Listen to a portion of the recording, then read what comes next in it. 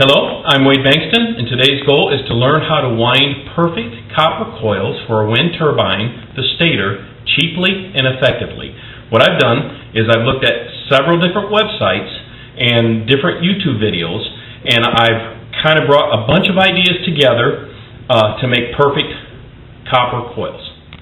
Now you can do this pretty cheaply at your local hardware store for under $10.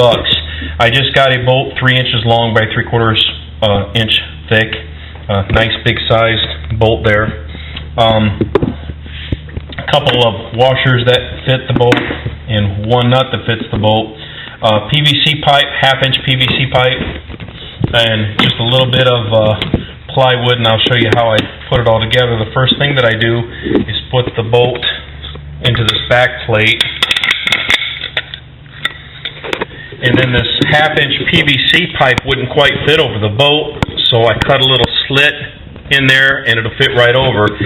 Now the width of this is the exact width that you're gonna, whatever width you're gonna make your copper coils, it's gonna be the exact width of your copper coil. So you want to cut that right to the width of whatever you're gonna make your copper coils. Slide that over top, and then your front plate, I just got another piece of wood. You don't want to use 2 squares. That was a mistake. I tried to wind it around that and it didn't work. So I came over here and used my saw. And if you don't have a saw, you can use something like one of these guys to cut it out. It'd even be more accurate. You just put it at the end of your drill motor, and then you come up with this without the circle in the middle. And then the little circle in the middle, I just used a bit for my drill motor, and I think this one happened to be 5/8 inches thick on this one. So now you have this piece made. You slide this right over top, and on the inside you see you have your PVC pipe. There's nowhere for the copper wire to touch metal. It's going to touch just wood and PVC pipe. You don't want it to touch the metal because you don't want to scratch off the copper coating and get a short in your stator. Then on the front side you want to put your washer, and then your bolt, wind it up hand tight is good enough. You don't need to tighten it down very much. And this is what it's going to look like on the inside. So now I have a place to make a perfect copper coil. Now I've cut a little slit in the back plate. I forgot to mention that earlier, and that's so when I run that copper coil I have a place to put that, and it kind of helps hold that where I want it held. Something you may want to do at the beginning is I got one of these little bearings, and I just drilled a screw down into my bench and put this on top so that it spins pretty freely. So I can just, as I'm winding, that's just going to spin real free. Because if it doesn't spin free, what's going to happen is it's going to do little jerks while you're winding it, and it creates little kinks in your copper coil. Kind of the idea is you want that top part of that coil perfectly flat, so that when those magnets go across it, they can get as close to them as they possibly can. So you want to get that as completely flat as possible, and I'm getting ready to show you how that's done. What we're going to do is, the first thing I'm going to do is wind this up just a couple times, just like that. Stick that in the little slat that I was telling you about, and I'm going to use that slat right there where the copper comes down. That's where I'm going to count at. So I'm going to wind the first one. 1, 2, 3, 4, 5, 6, 7, 8, 9, 10, 11, 12, 13, 14, 15, 16, 17, 18, 19, 20, 21, 22, 23, 24, 25. When I get to 25, I'm going to take a little bit of Superglue. This is one of the little tricks that I learned on YouTube. Take the Superglue, put 2 or 3 little drops right down in there,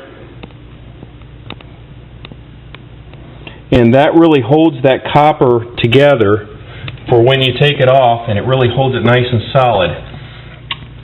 Tighten it up. 26, 27, 28, 73, 74, 75. I reach 75. Put a couple more drops of the Superglue. Actually, I ended up with 4 drops there. That's probably too much. That'll be okay. I stop at 25 and 75 so I don't lose count when I stop. So I do that every time. 76, 77, 78, 79, 109, 110. When I get to 110, I kind of hold it tight. Pull some more of this out. Snip it off. So that I have to play with it, wind that up a little bit.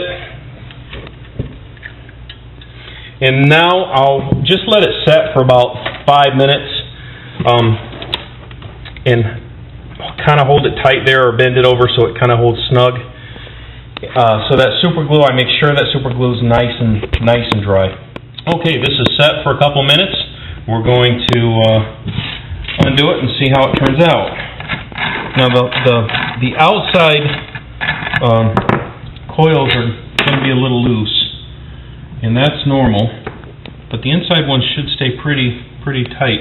Now you want to really make sure you don't forget to take that piece out before you try and take it apart. And I just kind of hold it together. Use a nice little screwdriver, small as you can get, flathead. Get underneath it. You can see how flat that edge is, and it will come a little bit unflat when you pull it out, but you'll be able to put it back that way after you get the coil out.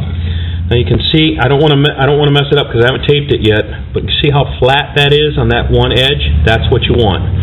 So now I've already pre-cut, and you want to make sure you pre-cut these because once you get it off, it gets a little tough to maneuver. And you want to get that tape on there just as tight as you can get it. All the way around on 2 sides. There's one. And my other pre-cut tape.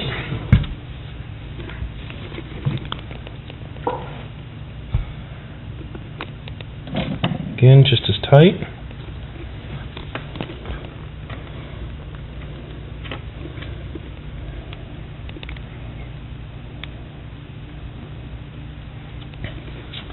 And there you have it, perfect wound coil. Come right in and see how flat that edge is. The idea is to get that edge just as flat as we can possibly get it. And there it is.